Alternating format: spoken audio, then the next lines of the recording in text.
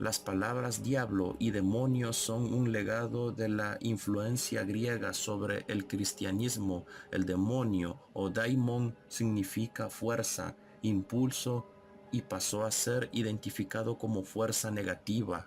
El término demonio también se usa para indicar aspectos malignos o miedos íntimos del ser humano, generados a través de su conducta o instintos y que hacen daño al mismo individuo o a otras personas, refiriéndose a ellos como demonios internos del ser humano. ¿Qué clase de poderes tienen los demonios? Estos seres demoníacos se dedican sobre todo a tentar y pueden hacerlo de forma muy continua e insidiosa. Pueden tratar de provocar una obsesión, una fobia o cualquier clase de pensamiento negativo o demencia, incluso derivando una enfermedad. En esta ocasión hablaremos de 5 demonios de los Avernos.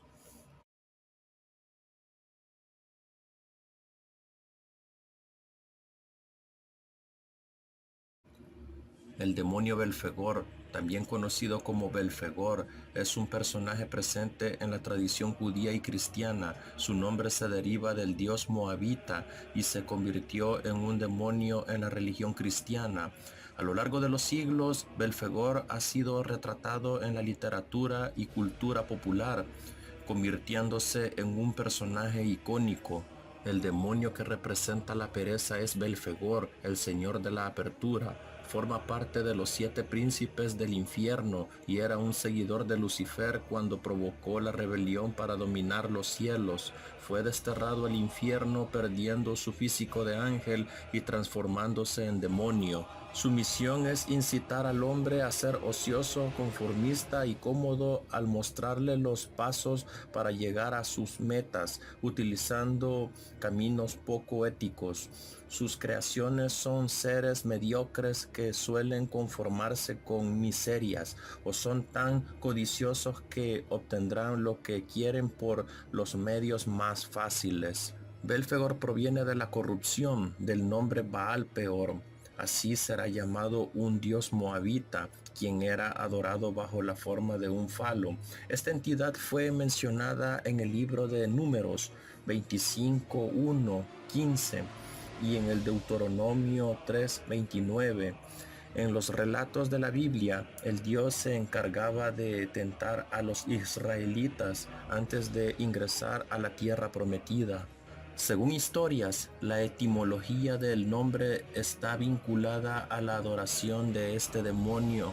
Se producía en cavernas y a través de una rendija eran lanzados los tributos. Por ello, la palabra Fegor, la cual significa hendidura o grieta. Este demonio es representado de 2 formas. La primera es una mujer joven en exuberante belleza. Esta es la forma que adapta para envolver a los seres humanos en sus malvadas intenciones. La segunda es la forma que adapta cuando es invocado. Se presenta como una entidad musculosa y alta de barba larga y nariz puntiaguda. Tiene pies de lobo con uñas largas y sucias garras. En algunos retratos llega a tener cuernos. Está sentado en una letrina que suele ser confundida con un trono. Algunos demonólogos del siglo XVI describen a Belfegor como un demonio que tiene la capacidad de crear riquezas por medio de descubrimientos que le implanta al ser humano en su mente. Aquellos que se dejan llevar por estas ideas toman el camino del mal, en donde es fomentada la discordia a través de aptitudes de poca ética en relación a la adquisición, manejo y distribución de las ganancias producidas por estos inventos. En la obra del Diccionario Infernal, escrita por Colin de Plancy y publicada en 1863, es representado el gobierno infernal bajo el mando de 5 grupos, entre los cuales Belfegor forma parte del tercero, manejado por embajadores, y su función es ser uno de los representantes de las fuerzas de la oscuridad en Francia. El demonio Belfegor está presente en la tradición cristiana y judía, por ello es descrito en sus textos religiosos. En la Biblia cristiana no hay una representación exacta de Belfegor, pero sí unas menciones del nombre Baal Peor. Baal el Peor es nombrado en los números 25, Salmo 106, 27, 29, Oseas 9, 10 y Deuteronomio 4:3. En cada mención destaca la misma situación que relaciona a esta entidad. Miles de israelitas son invitados por mujeres moabitas para tener relaciones sexuales en grandes orgías. Estas sesiones de fornicación que realizaban los humanos eran ofrecidas a Baal Peor como unos rituales de adoración, y con la llegada de Belfegor de forma extrabíblica se les relacionó como desencadenantes del libertinaje sexual. Belfegor es llamado en la tradición judía el disputador o el escudriñador. Era conocido como enemigo principal de la sexta Sefirot, Tiferet, traducido al español como la belleza. Este demonio es representado como un agente al servicio de la Glifot, movimiento que se opone a Tiferet y que sirve a las malas energías del árbol de los muertos.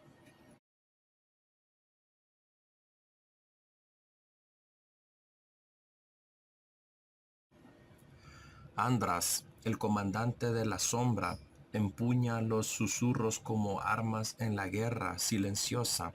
A su paso, el caos encuentra un propósito y el coraje brota de las profundidades del miedo, forjando el camino inquebrantable del destino. Desentrañar el misterio y la tradición que rodea al gran marqués del infierno, Demon Andras, siempre ha intrigado a los estudiosos y entusiastas de la demonología.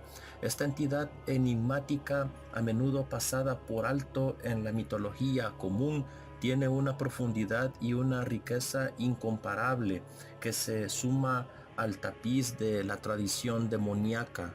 Andras tiene su origen en la demonología cristiana, representado como un ángel a horcajadas sobre un lobo, con alas de un ángel pero la cabeza de un búho o un cuervo. Su apariencia es una mezcla de elementos divinos y reprendedores. Andras es conocido como el Gran Marqués del Infierno, al mando de 30 legiones de demonios. Según el Ars Goetica, siembra discordia e incita a la violencia entre las personas, destacando su reputación de destrucción y caos desenfrenados. El sigil de Andras es tan cautivador como el mismo demonio. El símbolo críptico sirve como su marca única, un sello místico que encapsula su esencia y poder. En demonología, los practicantes usan el sigilo como una herramienta para invocar a Andras. Es intrincado, exhibe curvas y giros cerrados que son indicativos de la naturaleza compleja de este gran marqués del infierno. En el ámbito de la demonología, Andras es conocido por su destreza destructiva. No es simplemente un portador de discordia, sino una entidad poderosa que prospera en el caos que crea. Sus poderes son potentes y multifacéticos. Puede incitar a la violencia, provocar conflictos y manipular pensamientos hacia la agresión. Los expertos advierten contra la invocación de Andras sin un consentimiento y una preparación exhaustiva, ya que su energía puede resultar abrumadora incluso para practicantes experimentados. En la cultura moderna, la representación del demonio Andras ha evolucionado con los tiempos. A menudo se presenta como una figura intrigante en varios medios, encarnando temas complejos de poder, rebelión y caos. Históricamente, Andras estuvo menos representado en la literatura o el arte que otros demonios, probablemente debido a su naturaleza volátil, aumentando así el aire de misterio que lo rodea. Cuando se compara con otros demonios en la jerarquía infernal, Andras se destaca por su combinación única de características: Si bien muchos demonios están asociados con vicios o fechorías particulares, Andras combina una variedad dinámica de rasgos destructivos, lo que lo convierte en una entidad de caos multidimensional. Sus alas angelicales y las partes de su cuerpo bestial enfatizan aún más su naturaleza paradójica, creando un marcado contraste con otras figuras demoníacas. El elemento de la naturaleza asociado con Andras es el fuego, símbolo de su naturaleza volátil y destructiva. Su metal asociado es el hierro, que representa su fuerza y resistencia inquebrantables. El búho o cuervo, su símbolo animal, es un testimonio de su sabiduría y conexión con los misterios de la noche. Andras está vinculado al signo zodiacal Sagitario, lo que implica una conexión con la libertad, el fervor y una inclinación por la exploración de lo desconocido. En relación con otros espíritus, comanda una legión de 30 espíritus, lo que sugiere un papel jerárquico en el reino infernal. Invocar a Andras es un proceso delicado y no recomendado para los pusilánimes. El ritual consiste en inscribir el sigilo de Andras en un pedazo de pergamino y enfocando la intención de uno en invocarlo. Se deben tomar precauciones, incluido el uso de protección y talismanes, dada la naturaleza volátil de Andras. Andras, gran márquez de la discordia, te convoco, préstame tu sabiduría, muéstrame el camino a través del caos. No tengo miedo, invito a tu poder, Andras, manifiesto.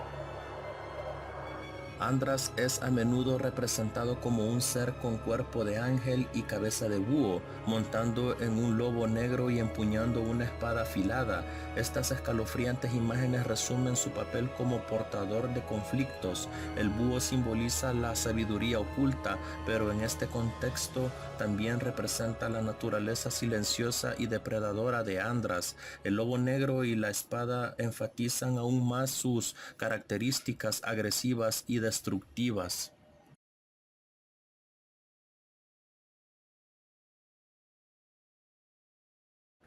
No tenemos reparos en tratar ningún tema, ni siquiera aquellos que hacen referencia al inframundo o a los aspectos más oscuros del ser humano.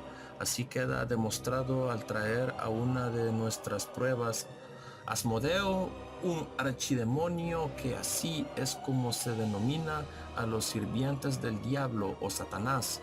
Durante la Edad Media, esta figura que aparece en el libro bíblico de Tobías y en el Talmud hebreo era considerado el responsable del pecado de la lujuria. Según la obra literaria hebrea llamada Libro de Tobías, Asmodeo vive enamorado de Sara, esposa de Abraham, tal y como relata la Biblia. Cada vez que ésta se casa, acaba matando a su esposo.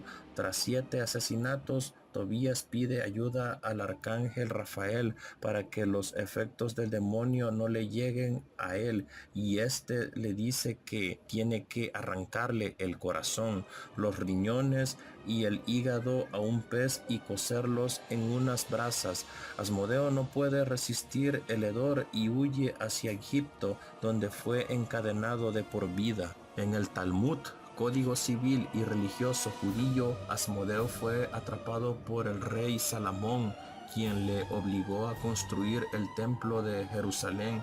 Incluso hay una leyenda que dice que el monarca se intercambió en varias ocasiones por el diablo, viviendo cada uno a la piel del otro de forma temporal. Pero aquí no acaba la cosa. Hay quienes afirman que Asmodeo fue el padre del mago Merlín, otros lo presentan como el rey de todas las figuras demoníacas. También se le asoció carnalmente con Lilith después de que ésta abandonase a Adán, con quien engendraría miles de demonios. En la Edad Media se le estableció como representante del pecado de la lujuria, Como hemos visto, son diversas las historias que asocian a Asmodeo con el deseo carnal hacia las mujeres, razón de peso para que acabase siendo asociado a la lujuria. Por tanto, él es el culpable de actos impuros, tanto de pensamientos como de voz y acción, y el instigador del adulterio, la fornicación, el sadismo, la prostitución, el fetichismo, la pornografía o la masturbación, entre otros. Además, disfruta con la infidelidad y la destrucción de parejas. A nivel físico, este demonio es corpulento, con colores vibrantes. Se dice que quienes lograron verlo lo describieron como un hombre atractivo y con muy buenos modales, una fachada para atraer a sus víctimas y llevarlas a cometer los pecados asociados a la carne. Cuando se mostraba tal y como era, su aspecto cambiaba mucho. Era un monstruo con garras y cojo, algo producido por su caída del cielo. Se le ha representado con 3 cabezas, una de oveja, otra de toro y una última de hombre que escupe fuego, el cuello de dragón y la cola de serpiente, completando su repulsiva fachada.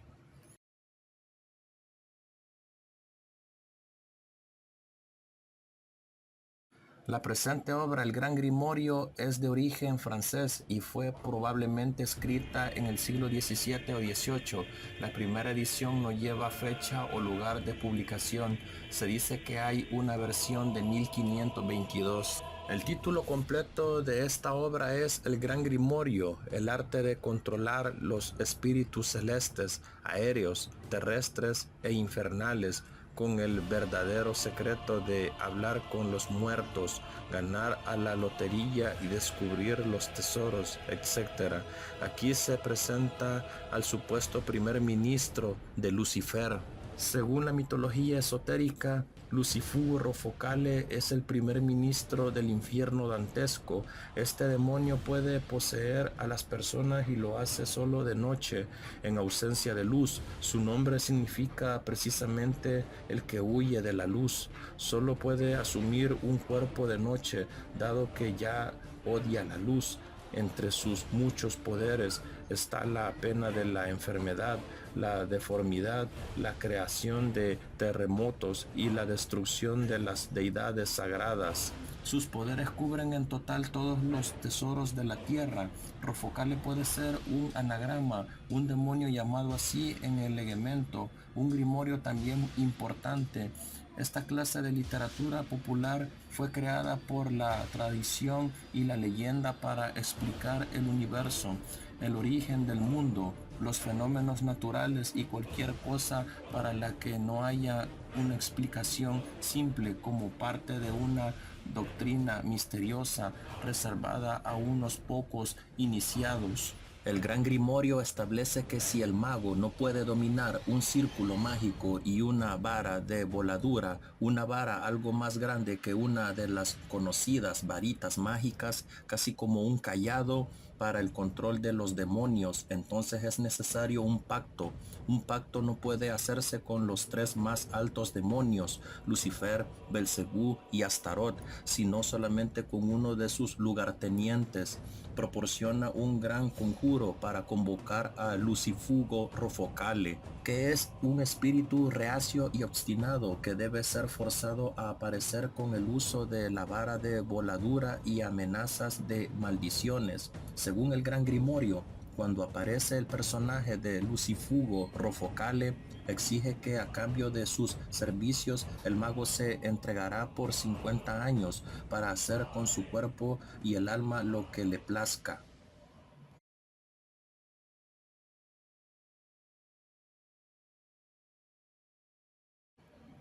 El nombre Abadón o Apolión aparecen en el Apocalipsis 9:11. Tenían como rey sobre ellos el ángel del abismo, cuyo nombre en hebreo es Abadón y en griego Apolión. En hebreo, el nombre Abadón significa lugar de destrucción. El título griego Apolión significa literalmente el destructor. En Apocalipsis 8:9, Juan describe un periodo durante los tiempos finales cuando los ángeles tocan 7 trompetas. Cada trompeta señala la llegada de un nuevo juicio sobre la gente de la tierra. Cuando el quinto ángel toque su trompeta, el abismo, un gran pozo humeante se abrirá y una horda de langostas demoníacas se levantará de él. Apocalipsis 9:1-3. A estas criaturas se les dará el poder de torturar a cualquier persona que no lleve el sello de Dios. Versículo 4. El dolor que infligen será tan intenso que los que sufren desearán morir. Versículo 6. Abadón, Apolión, es el gobernante del abismo y el rey de estas langostas demoníacas. Abadón, Apolión, se usa a menudo como otro nombre para Satanás. Sin embargo, las escrituras parecen distinguir a los dos. Encontramos a Satanás más tarde en Apocalipsis, cuando es encarcelado por 1000 años. Apocalipsis 20:1-3, entonces es liberado para causar estragos en la tierra. Versículo 1-8. Y finalmente recibí su castigo final y eterno. Versículo 10.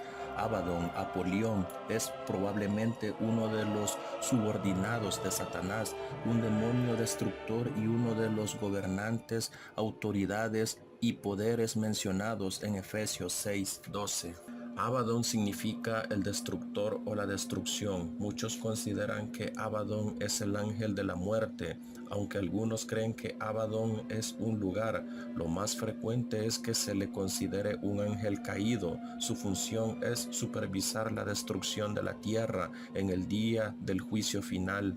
En Job 28:22, Abadón es mencionado junto con la muerte cuando Abadón es identificado por primera vez como un ser real y no meramente un lugar.